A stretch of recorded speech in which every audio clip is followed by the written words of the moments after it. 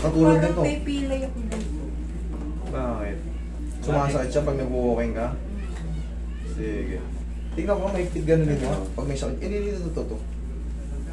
Yan o, katulad yan o, higpit to. O, pag binasage mo yan, masisira yung ano mo.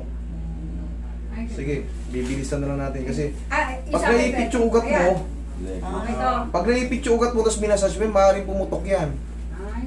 Siyempre, mamamaga yung ugat mo eh. Nakaganto oh. Oh, lalabas kasi nakakompress dito, lalabas yung ugat mo. Dapat pala nagdala ka ng short. Ikaw, ngayon, pag pinasage mo yun, hindi, cyclings na ano. sige. Tanggalin niyo muna ito kami. Ayan, baka malaglag eh. Yan muna kayo. Okay, straight lang. Saan kami yun? Tayo ka. Kaya lang yung higpit ka talaga. May higpit, no? Oo. Binibilin ko yung palagi sa inyo pagka mga babae. Yan, dami. Okay, hanggang pati tagilid. Mag-ano kayo, mag-short kayo, tapos cycling panloob. O kaya malong. Huwag yung ganito, mahigpit to eh. Pagka tinubi mo, ayan, pahigpit ang pahigpit. Hindi pag minamasas kayo, kailangan yung katawan nyo nakarelax, yung mga ugat nyo nakarelax. Kasi katagalan niya, yung hapit na hapit, ginagano mo, baka mag-explode yung mga ugat-ugat mo. Sabi mo kasi ladies. Cycling. Hindi ladies. Cycling. Oo. Sabi mo kasi. Yan, kabilang side. Pwede naman dayain yan. Kaso hindi nga lang mapiperfect na ano. Siyempre hindi matamaan yung pinakabalat eh. Ano masakit sa inyo, mami? Tuhod? Sa akin? Oo. Parang lahat yun. Parang ganun. Ano, dito parang, dito meron siyang tension. Hindi siya frozen, tension lang. Tapos, Ayaw. tapos yung sa balakang talaga. Sige. Sabi niya, hindi daw ako pantay maglakad. Malalaman yan pag ginanon mo. O ito, pantay, katulad yan. Isang ganun. Ayos mo, mami, yung ayos mo. O yan, katulad yan, pantay. Mamaya, ikaw, kumihinta ka lang sa'yo, hindi pantay. Pag ginanyan kita, malalaman mo, tabingi. Kung nakakaramdam ka na hindi pagpantay ng ano mo, ha? Ito yung sumasakay sa inyo. Nagpapatong yung ganyan. Ito, oh. Ayun, ang papapatong. Yung Pumapatong. yung daliri sa paa. Sasanay na.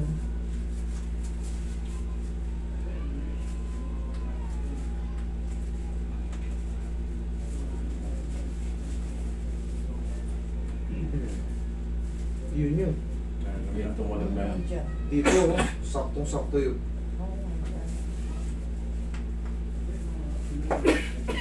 Parang popcorn.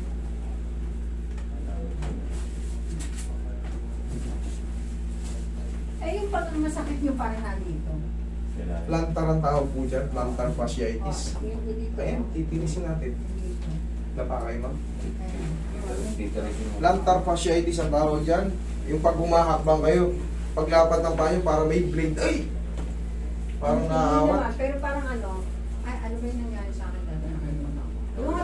Yung madaling ano, madaling mamanhid na para pag namanhid is para akala mo semento na yung paa mo pang ililin.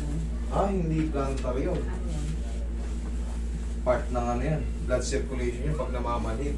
Ang plantar kasi, pag pinapak mo ng ganyan, no, parang may maiksing litid, parang mapupunit yung paa mo sa ilalim. Yun ang plantar, ang pakiramdam. Pero pag nangangapal yan siya, blood circulation yun. Pero ano yun, nagkakagano lang pag halimbawa naka-cross leg, ganyan. Ayun, namamanhid nga, blood circulation yun. Pero ito parang may matigas pa dito. Okay. Uy. May mas Pag naka-cross leg kayo, ibig sabihin, yung ginawa ko, tekang kumain ako, doon ako nag-start na tumaba. kailangan talaga solusyonan mo yung binibigay sa yung requirements. Paano kung bubuhatin yun parang luluwa niyo, unong buhat ko parang luluwa yung bata ko. Sobrang bigat.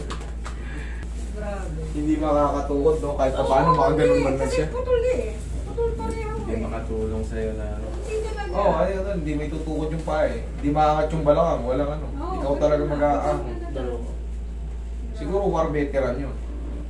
Hindi naman, hindi ko lang alam kung more veteran siya, pero Okay. ano siya eh, kidney failure, diabetic, ganun, sama-sama na heart. Oo. Pag diabetic kasi minsan napuputulan ng paa eh. Kasi pag nagsugat, pag nagsugat, hindi na gumagaling. Oo. Kaya pinuputo. Ang nangyari sa kanya yata, nagkaroon siya ng caregiver na kasi namin siya ang ganito. Hindi, binababad ang tubig sa warm water. Eh hindi niya alam na ano, maano na yan eh. Dito yung mahina na nga pakiramdam eh. Hindi niya alam, mainit na yung Lapnos. Yes. Oo, kaya anong nangyari, yung humigop na ng tubig din, pinutol talaga, para hindi yan. Namagana, no? Oo. Okay, upo kayo. Upo kayo pa ganun. Ayan. Masarap. Oo. Hindi mo masakit. Oo, hindi nga. Hindi masakit. Tutunog-tunog lang yun, pero hindi yan masakit. Pero pag dinislocate ko yung daliri nyo, masakit yun. Pag tumunog na, dislocate. Pingkong.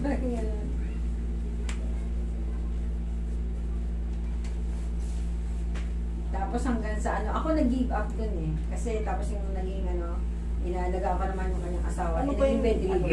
yung halimbawa? Ay, wala na, sabi ko, uwi na lang ako kasi Parang may insomnia. Para may insomnia kayo, Hmm. ganito yan.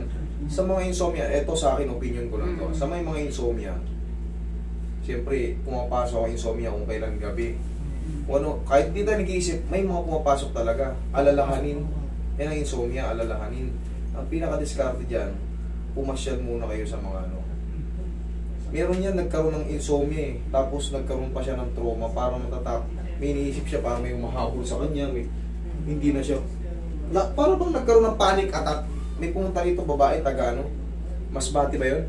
Nagkaroon ng panic attack. Hindi na siya lumalabas, natatakot siya. Hindi niya alam ang gagawin niya.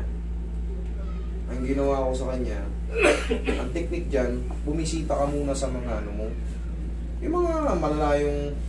Kasi may kakwentuhan ka bago matulog eh. Hindi mo mapapansin, matulog ka na eh. Okay? Kasi umiidad tayo, normal yun. Nagkakaroon talaga tayo ng ganyan. Anxiety. Sino ba mga kamag-anak mo?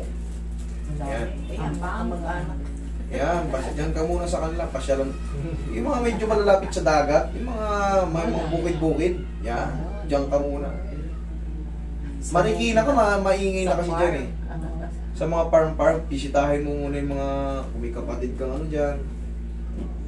May mga fish pan, may enjoy ka ron, tapos mga ano. Yun ang pinaka-technique. Relax ka rin. Maniwala ka, magbabago yung ano mo, alalahanin. Ay, hindi, malapit na kayo mag-relax, di ba? Oo, kayo. Magala-gala. Okay? Yan. Ako na.